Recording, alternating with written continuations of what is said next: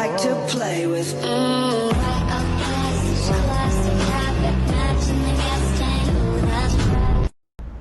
E hoje nós vamos tratar de uma outra questão que eu levantei, daqueles pilares, né? Que como entrar no inconsciente, quais são os vértices que faz com que nós possamos estar numa linguagem mais profunda. Inclusive é muito interessante que os nossos pacientes têm o hábito de nos dar o feedback da seguinte forma. Eles falam: o que acontece que eu emburreço? Depois que passa a sessão, eu não lembro nada do que a gente falou. E isso é um indicador de que nós estávamos na cesura entre a consciência e o inconsciente. A pessoa está consciente, está aqui na frente, porém, ela está numa camada mais profunda, então ela tem a sensação de está fora do campo da racionalidade. Quando lhe dão esse feedback, é muito bom, porque significa que você esteve com o seu paciente nesses vértices que estamos colocando de como entrar no inconsciente, no mundo psi mesmo, no aparelho mental. E nós temos falado aqui que você tem alguns portais, alguns vértices que te auxiliam muito nessa entrada. O primeiro deles, o mais fundamental, é o que até ontem o mundo hostiliza e não suporta, as teorias também, principalmente a psicanálise antiga, lá quando ela postulava a Lacan, principalmente os lacanianos, que o sentimento, ele digamos assim, ele um sentimentalismo, até muitas vezes classificado como um masoquismo, que esse não é um bom lugar. Tudo era indicador para uma reflexão, para um pensamento limpo. E o sentimento é nebuloso, ele é hermético, você não consegue muitas vezes nomeá-lo. Então o sentimento era banido até recentemente. Hoje, os próprios lacanianos, muito pelo contrário, enaltece o lugar do sentir e dos sentimentos. Muito bem, então ele era o grande vilão. Essa é a porta de entrada principal. A segunda que nós vamos buscar, que faz uma junção do lado racional, que cria imagens, com o lado bem arcaico do aparelho mental, e que traz nele o self, que é ouro vivo para nós no aparelho mental, vão ser os sonhos. Já falamos deles por 2 aulas, sendo que uma não ficou registrada. E agora, hoje, nós falaremos sobre o terceiro pilar, que vão ser as fantasias, as ilusões, os devaneios, que se aproxima muito dos sonhos noturnos, só que são classificados, pelo menos pelo Jung, como sonhos diurnos. Para nós falarmos das fantasias, que elas nos acometem, elas nos atravessam, não é a fantasia, eu prospectar meus desejos. Não é eu, por exemplo, me imaginar uma cena dramática, eu em frente da Caixa Econômica recebendo o prêmio que eu fui agraciada pelo prêmio da loteria. Não é um sonho que eu prospecto e projeto ele. É algo que me atravessa, que eu não estou pensando nisso, e isso simplesmente vem e se interpõe entre a minha racionalidade e meu sentimento. Então, sem ter acordado o teu paciente para sentimentos, a tarefa de acordar a área das fantasias e dos devaneios que perpassam o aparelho mental é mais difícil, porque se eu não sinto, em primeiro lugar, se eu não tenho a reflexão sobre o sentir, por que eu estou sentindo isso, o que é isso que eu sinto. Não tem importância se eu não consigo nomear, mas eu sei que sinto, mas não sei ainda o que é isso. Nós temos inclusive 2 lugares que são muito da psiquiatria e que são muito também da psicanálise mais clássica, que é o comportamento. Eu chamo mais de comportamento, porque embaixo dele você vai ter sentimentos que ainda não foram alcançados pela consciência. Você tem 2 sentimentos, né, 2 comportamentos que nos faz auscultar, nos indagar que sentimento que está na base dele, que é a ansiedade e a angústia. Quando eu estou em angústia, eu estou num movimento de apertamento da glândula timo, do peito. Eu estou com choros não chorados. Eu estou com sentimentos não tomados consciências pelo meu aparelho mental, pela minha consciência. Eu não sei o que está se passando dentro de mim. Eu só sei que há uma inquietação, há uma angústia, há alguma coisa. Aliás, essa é uma palavra que a psicanálise se inclinou muito sobre ela. Sem a tradução é muito ruim, a nossa tradução, porque a nossa tradução brasileira do português é uma mistura de ansiedade com angústia.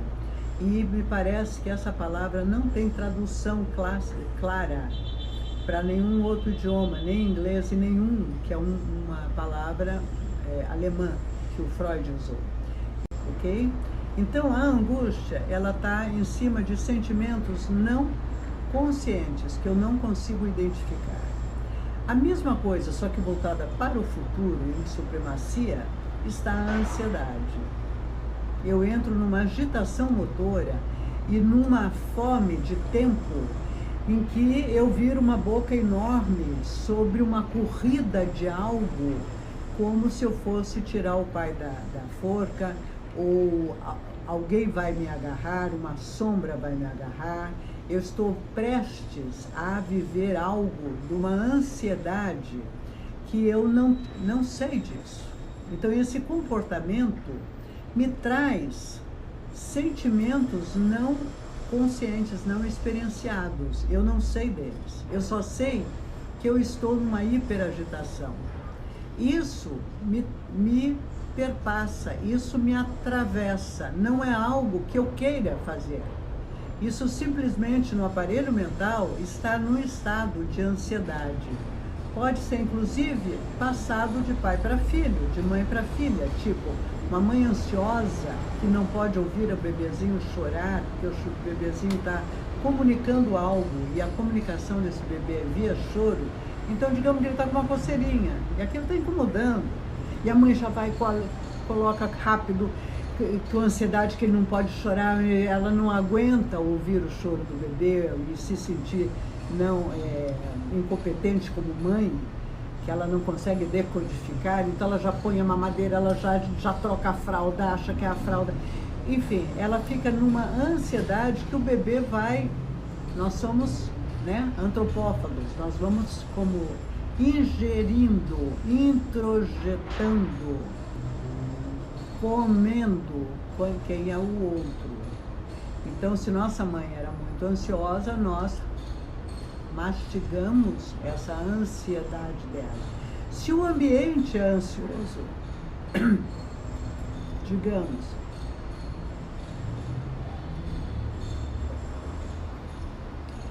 eu, mãe, não tolero essa fase de amamentação, de xixi, cocô de bebê, e isso me deixa um enfado muito grande, que é muito solitário e é uma dedicação muito exclusiva, e eu, enfim, eu estou muito enfadada com aquela vidinha em que eu acho que eu estou fora do planeta, fora da bolha, porque eu estou gorda, estou feia, estou cheirando a leite, está tudo errado. Então eu vivo indo para o shopping, eu vivo indo para o meio de multidão e o bebê fica muito agitado, porque não tem um ambiente que agasalhe a alminha dele. Então ele introjeta também esses ambientes que nós sabemos o trabalho que dá depois que você vai para uma festa de aniversário, que você se arruma toda, que você emagrece para o dia, que você quer entrar no vestido X do casamento, e você vai e tem que levar o bebê porque não tem como deixá-lo. A gente sabe o quanto aquele dia, aquela noite, o bebê vai dormir mal, vai dar trabalho, enfim, você está cansada, se você bebeu alguma coisa, você não está nada disponível. Todos nós já fizemos essas travessias e sabemos o quanto essa fase é solitária e é difícil, e importante é que você perceba que há uma introjeção. Nós estamos no aparelho mental, lá dentro. Ela não tem demarcações nessa nitidez, de rigidez, como, por exemplo, o corpo tem. Mas nós sabemos que o próprio corpo é muito esburacado em formas de átomos e moléculas. Então, é complicado nós falarmos de aparelho mental de uma forma estruturada de forma rígida. Ela está permeando, o aparelho mental é volátil, né? Ele é úmido, a alma vem de umidade, né? Então é água. Nós sabemos que a água, eu estou aqui olhando o mar, a água está contido sobre uma estrutura, mas é volátil, está em movimento o tempo todo. Angústia e ansiedade, o que eu gostaria que ficasse mais fixado do que a gente trazer definições estáticas, é que vocês possam percebê-lo como comportamento e que embaixo tem sentimentos que deverão trazer a luz da consciência, tá? Há uma tendência maior na angústia, a meu ver, para coisas passadas e vividas e do aqui e agora, e há na ansiedade um salto para a corrida para o amanhã, para a rapidez do amanhã. Há uma tendência, mas não que não esteja um estado sobreposto ao outro. Mas voltando. Então veja, se ao escutar, se perguntar o que eu sinto, quando a angústia vier, em vez de você manter as atividades, você puder ter espaço para sentar e fazer o contato com a angústia, é de uma saúde mental que não tem o que falar, porque todos os mecanismos de defesa nossos se interpõem e não nos permite fazer esse contato. Ou você vai estar super atribulada com um monte de coisa, imagina que você vai parar no dia para olhar o que você está sentindo. Ou você não aguenta. Bom, enfim, uma série de mecanismos vão saltar impedindo que você faça o contato com esses sentimentos. Mas se você conseguir, nós que somos intelectuais da emoção, né, somos as pessoas especialistas do emocional, devemos sim ter esse laboratório o tempo todo afiadíssimo. Então, você deverá entrar em algum espaço que você possa, se você está num público, se reserve no seu carro, num banheiro, volta para dentro e vá para a glândula timo. Nós vamos em algum momento falarmos com mais propriedade da glândula timo, que é essa glândula que vai ficar no coração, aqui. Então eu vou entrar no estado de meditação, tá? Muitas vezes é interessante que você possa ter uma imagem que te ajude nessa descida para o peito, e você se permita do dedão do pé ao fio de cabelo fazer o contato com a angústia. E nesse contato você vai se auscultar, se perguntar: o que é que eu sinto que eu não sei nesse momento?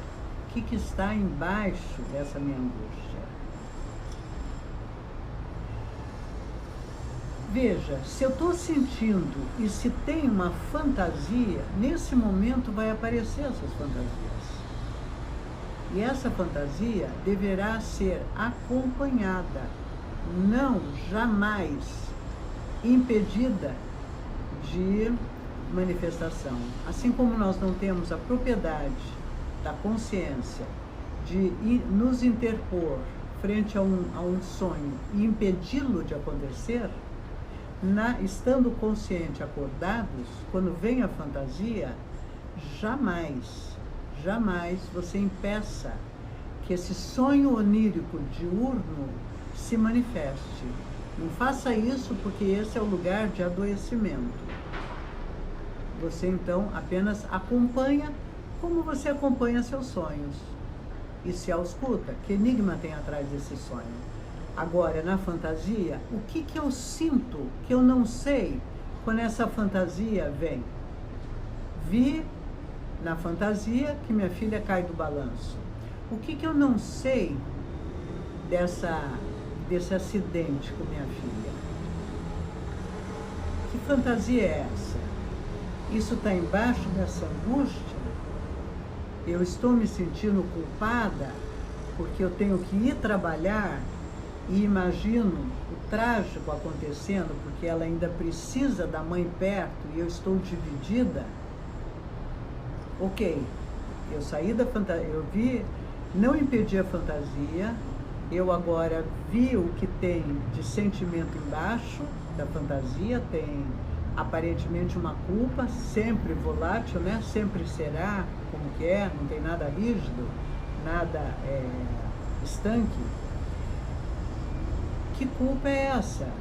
Bom, eu tenho que voltar a trabalhar, e eu tenho que voltar a trabalhar porque eu não estou aguentando o enfado de viver cuidando de filho, ou eu tenho que voltar a trabalhar porque, de fato, a nossa vida financeira está dependendo de mim, sim, e eu estou dividida, mas eu fico culpada para a parte mãe da vaca que não pode se apartar do bezerro, e o bezerro está numa estrebaria e agora eu vou para outra, e eu estou mal com isso.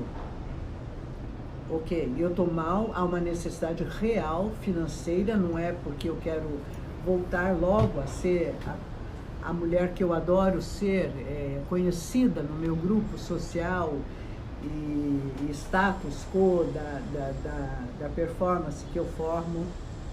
Oi, Elba, seja bem-vinda, Elba. Oi. Não é que eu quero o status quo da mulher atuante e não é isso, porque nesse momento minha filha precisa de mim e não esse lugar que eu tenho que voltar para logo ocupar o meu espaço no mundo. Não, eu estou culpada porque eu estou ambivalente, porque eu tenho que trazer divisas. Meu marido, por acaso, perdeu o emprego, ou meu marido, de repente, para não perder o emprego, aceitou rebaixar um pouquinho o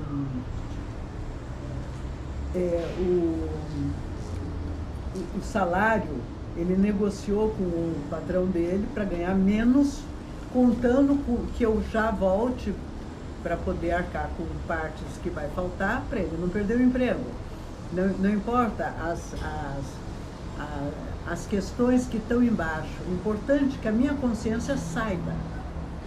Ok, eu entrei em contato então com as fantasias, eu entrei em contato agora com o primeiro sentimento que eu vi foi culpa, e agora então, o primeiro foi o sintoma, eu senti a angústia, embaixo da angústia eu percebi a culpa, e agora a culpa, eu do dedão do pé ao fio de cabelo, eu me deixo penetrar pela culpa. E fico em contato com ela, e ao ficar em contato com ela, eu vou me auscultando, me perguntando desde quando eu sinto essa culpa. Essa culpa me habita a vida inteira. Agora está deslocada para o meu bebê, minha filha, e eu tendo que voltar para o trabalho. Mas já ocupou outro lugar. E aí eu vou chegando em lugares que têm a ver com lugares de origem da minha culpa, ou não. A minha consciência só me permite chegar até aí. Muito bem. Quando nós falamos em introjetar, eu introjetei eu mastiguei o ambiente e meu ambiente mãe, né, que o Winnicott vai falar, o ambiente mãe, que seja a própria mãe quanto o entorno dela, e eu mastiguei a ansiedade ou angústia, ou o que quer que seja. Por isso que muitas vezes a mãe tenta acalmar a criança e não consegue. O ideal é que dê para a sogra, dê para a empregada, dê para o marido, dê para alguém acalmar, porque você está toda desorganizada psicamente e você é a pior pessoa naquele momento para acalmar o teu bebê, né? Então, que um outro venha. O tempo todo vai ficar uma briga desses dois mecanismos de defesa que o Freud tão bem desenhou para nós, e esse legado extraordinário, que é a introjeção e a projeção. A projeção, eu vou o tempo todo projetar, principalmente projeções de ambientes psíquicos que vão formar sentimentos da minha constituição psíquica. Então, digamos que eu sou, quando eu observo o meu inconsciente, o que salta claro é o sentimento de culpa. O tempo todo eu me percebo na culpa, só deslocando o objeto ou a situação. Eu vou dizer que essa dor, hoje nós estamos falando das fantasias e vamos fazer um link com a dor constituinte. Nós vamos dizer que existe uma supremacia de sentimento que nos manipulam em forma de fantasias. Esse sentimento nós vamos intitulá-lo como a dor que constitui o quê? O meu aparelho mental. O que me diferencia de um animalzinho da floresta, que somos animais iguais, é que eu tenho um aparelho mental com pulsão e com sentimentos e a capacidade de um aparelho mental que me permite ir até o fundo desse sentimento, nomeá-lo, identificá-lo e, pasme, ampliar a minha mente. Ou seja, a minha mente, como a teia de aranha, que na saliva ela tece a aranha, a pescaria dela para pescar a comida dela, nosso aparelho mental é alimentado, ele é ampliado, ele é transformado por esse lugar de ferimento que eu vou buscar análise para me livrar. Então veja, a dor constituinte ou o sentimento permanente, constante, só deslocado aqui fora da figurabilidade usada pelos sonhos, mas da dramaticidade que se apresenta. Hoje, a fantasia, minha filha cai do balanço. Ontem, a fantasia, quando meu marido pegou o carro, é que ele ia se acidentar. Sempre evocando sentimentos que, quando eu aprofundo, são dores constituintes. Então eu te pergunto, tanto para si, com a Elisângela, Elba, Vera, Fabiana, qual é a sua dor constituinte? Porque se você vai ao encontro da sua dor, você levará o seu paciente à dor constituinte dele. Você tem que conhecer o que pulsa em dor, em sentimento real dentro de você. Você, por exemplo, é super nevrálgica. Veja, todos esses sentimentos, eles fazem parte de um menu, vamos dizer assim, de sentimentos que todos nós sofremos. De alguma forma, secundariamente, ou de forma nevrálgica, todos esses sentimentos que eu vou enumerar aqui. Porém, tem aquele que esse é, toda vez que eu vou para o meu aparelho mental, ali eu encontro aquela dor constituinte mesmo, que constitui meu aparelho mental. Veja que a pérola só é feita pérola porque vem um invasor, uma fantasia, algo de fora, uma areia, e ali ela lutando para mandar correr aquilo, ela forma o ouro dela ou a pérola dela. Então, esse paradoxo, essa ambivalência, que todos nós somos formados no aparelho mental. Então, veja, eu posso ser extremamente vulnerável a qualquer situação de rejeição. A rejeição é a minha dor constituinte. Eu posso ser nevrálgica, sensível à perda, morte, desaparecimento. É insuportável para mim. Eu posso, aí tem vários secundários ao redor, né? Perda, abandono, morte, estão todos ao redor desse sentimento.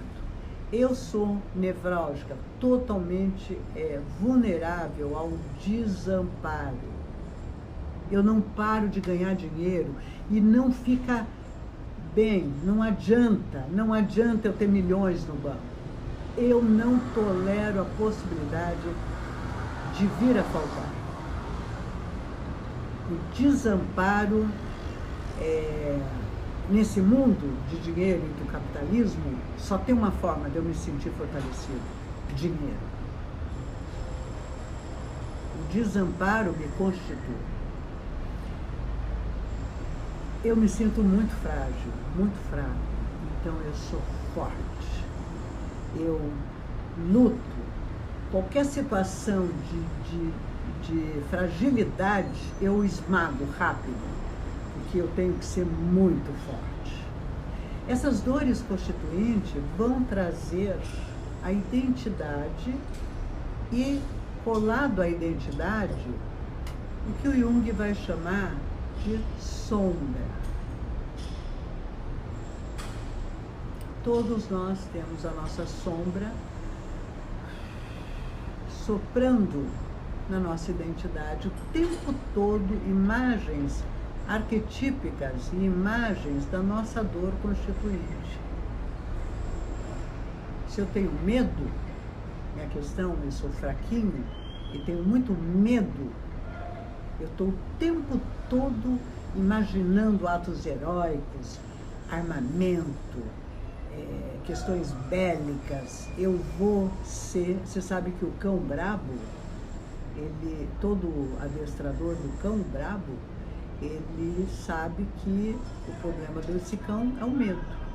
Então, ele orienta quem tem o cão brabo na hora que ele fica avançando em alguma pessoa, em outro cachorro, apenas desviar a cinta, né?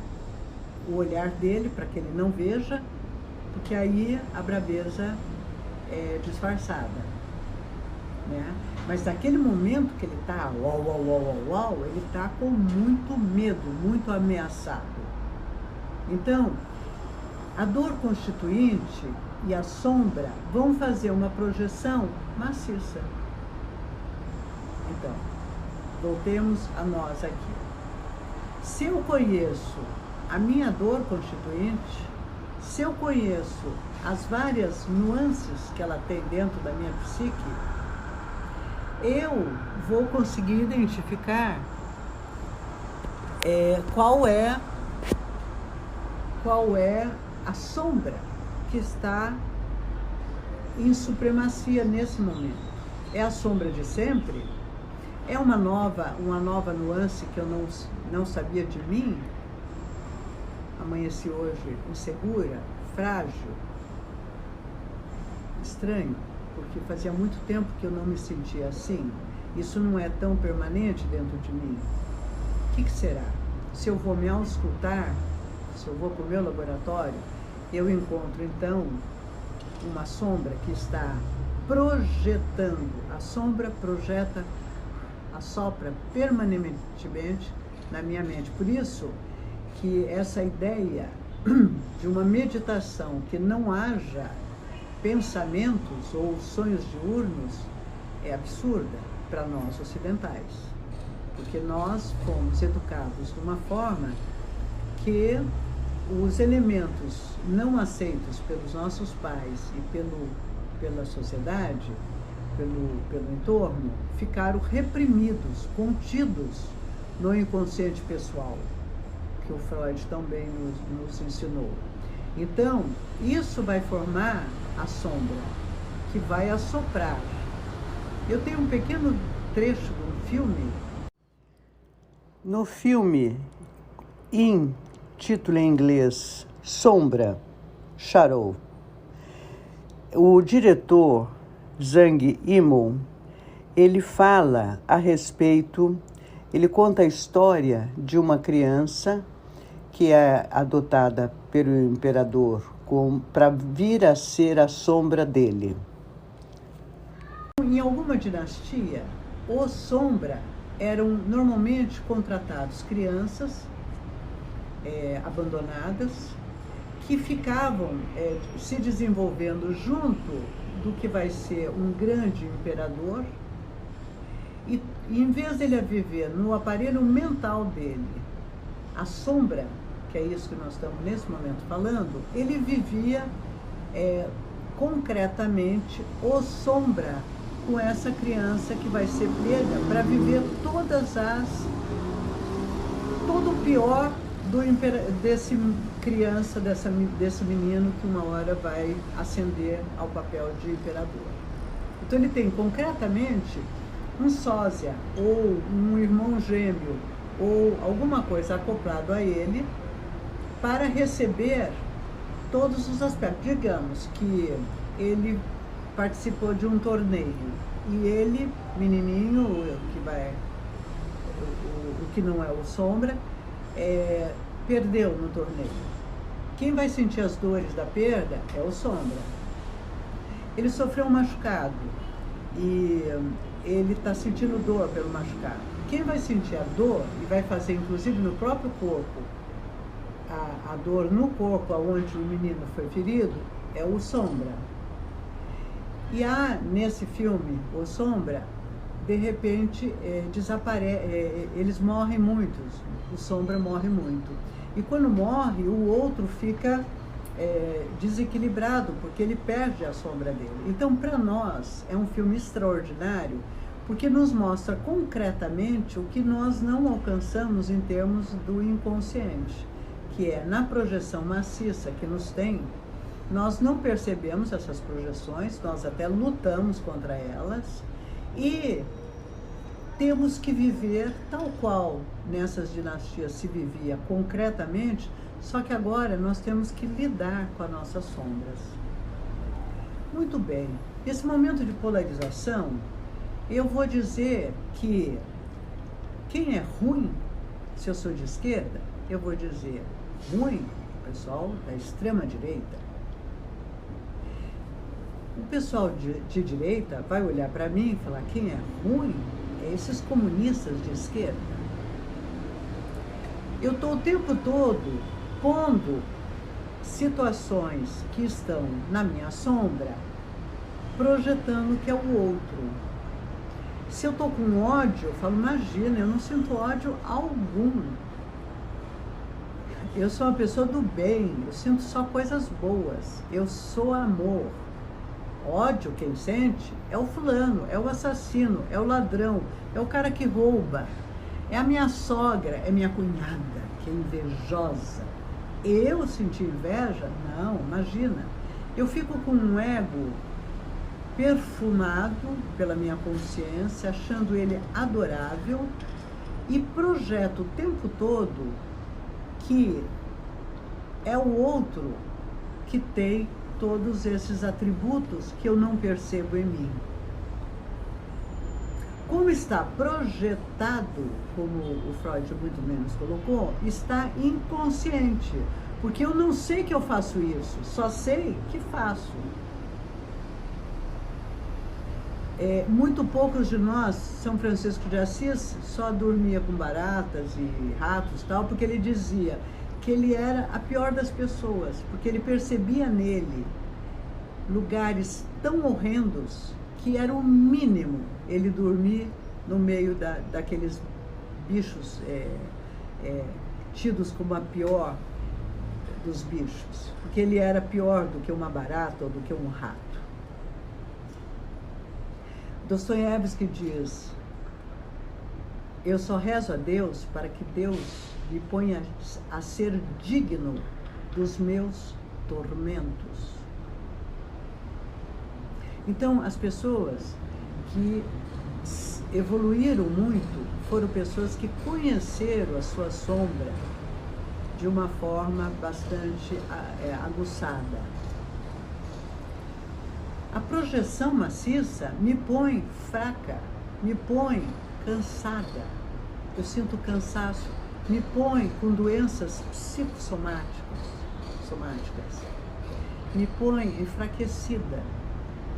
Se eu trago de volta a projeção para mim, se eu falo, a minha dor constituinte é a rejeição, eu não tolero ser rejeitada, e meu chefe está hoje me hostilizando, me rejeitando, eu paro, vou para o banheiro, encontro essa sombra, e encontro a fantasia, e vou descendo.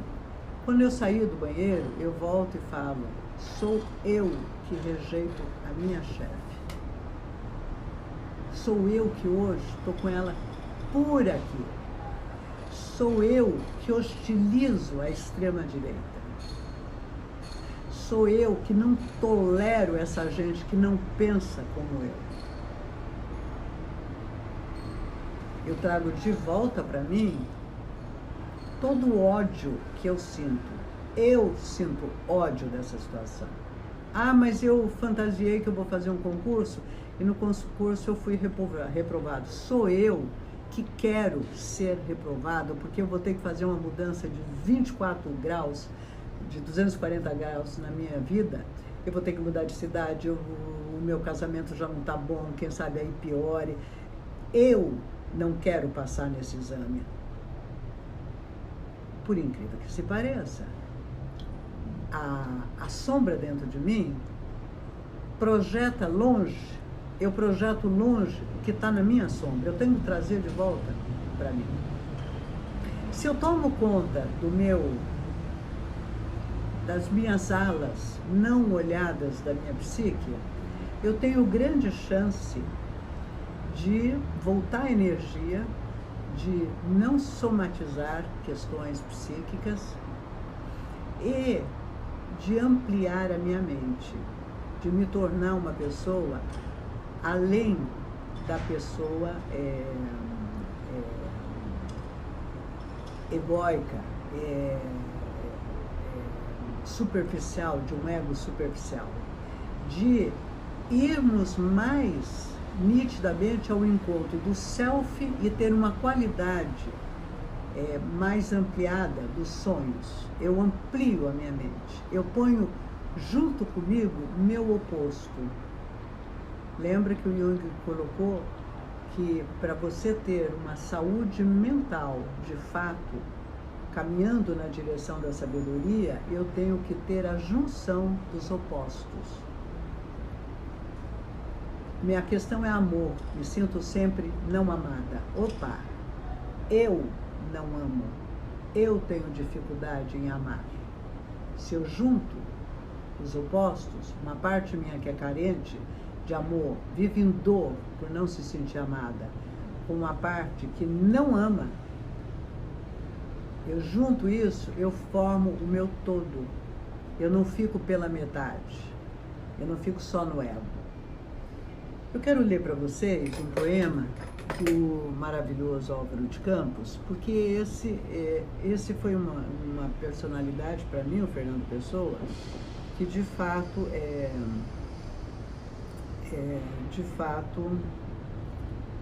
encontrou as suas sombras, né, de muitas formas. Então,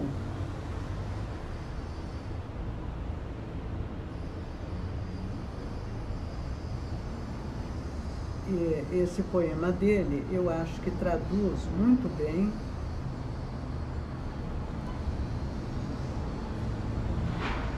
eu só quero acrescentar o seguinte: a primeira coisa, quando nós fazemos contato com a sombra, nós vamos sentir as questões que estão colocadas na árvore do conhecimento lá do paraíso, quando nós perdemos o paraíso no juízo, tá? de Deus, na Bíblia. Nós vamos encontrar o sentimento de culpa ou o sentimento da vergonha que então nós vamos nos cobrir, nós vamos, envergonhados de nós mesmos, nós vamos sentir a vergonha, que é aquele sentimento de nudez que Deus percebeu que eles sabiam, tinham tomado da árvore do conhecimento porque eles estavam nus e eles se cobriram as partes genitais, a vergonha, né?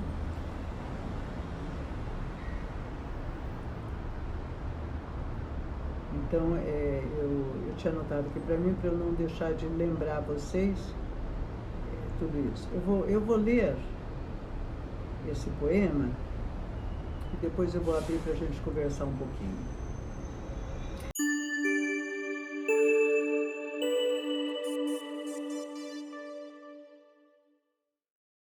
Sentir tudo de todas as maneiras. Veja que, como o Fernando Pessoa, em nome do Álvaro de Campos, como você percebe que ele está em contato com absolutamente toda a sombra dele. Sentir tudo de todas as maneiras, viver tudo de todos os lados, ser a mesma coisa de todos os modos possíveis ao mesmo tempo. Lembra também o título do livro, do filme da moça, né, que foi premiado do Oscar. Realizar em si toda a humanidade de todos os momentos, num só momento difuso, profuso, completo e longínquo. Eu quero ser sempre aquilo com quem simpatizo e torno-me sempre mais cedo ou mais tarde aquilo com quem simpatizo. Seja uma pedra ou uma ânsia, seja uma flor ou uma ideia abstrata, seja uma multidão ou um modo de compreender Deus. E eu simpatizo com tudo, vivo de tudo em tudo. São-me simpáticos os homens superiores porque são superiores. E são-me simpáticos os homens inferiores porque são superiores também. Porque ser inferior é diferente de ser superior. E por isso é uma superioridade a certos momentos de visão. Simpatizo com alguns homens pelas suas qualidades de caráter e simpatizo com outros pela sua falta dessas qualidades.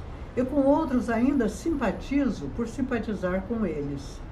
E há momentos absolutamente orgânicos em que esses são todos os homens. Sim, como sou rei absoluto na minha simpatia, basta que ela exista para que tenha razão de ser.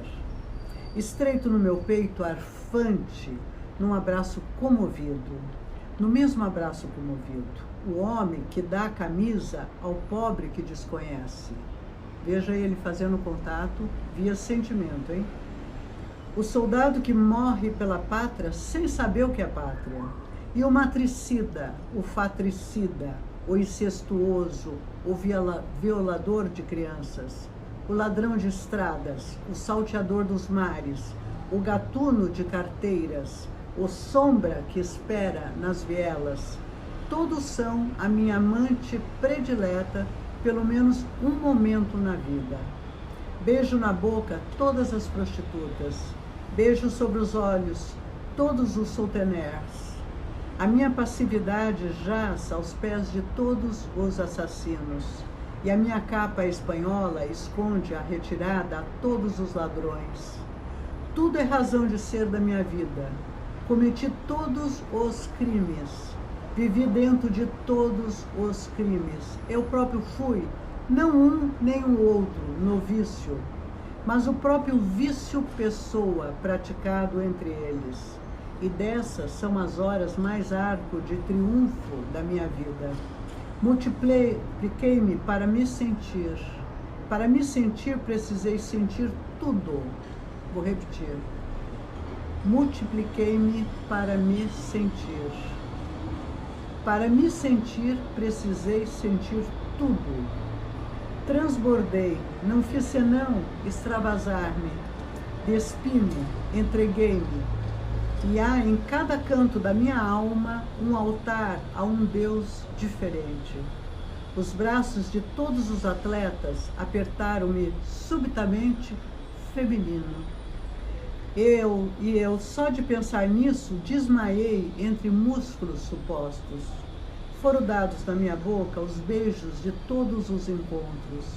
Acenaram no meu coração os lenços de todas as despedidas, todos os chamamentos obscenos de gestos e olhares. Batem-me em cheio em todo o corpo, com sede nos centros sexuais. Fui todos os ascetas, todos os postos de parte, todos os que, como que esquecidos, e todos os pederastas, absolutamente todos, não faltou nenhum. Redevu a vermelho e negro no fundo inferno da minha alma. Fred, que chamava-te baby, porque tu eras louro, branco e eu amava-te. Quantas imperatrizes por reinar e princesas destronada tu foste para mim? Mary, com quem eu lia verse, em dias tristes, como sentir-me viver? Mary, mal tu sabes quantos casais honestos, quantas famílias felizes viveram em ti, os meus olhos e o meu braço cingindo e a minha consciência incerta. A sua vida pacata, as suas coisas suburbanas com jardins, e assim vai.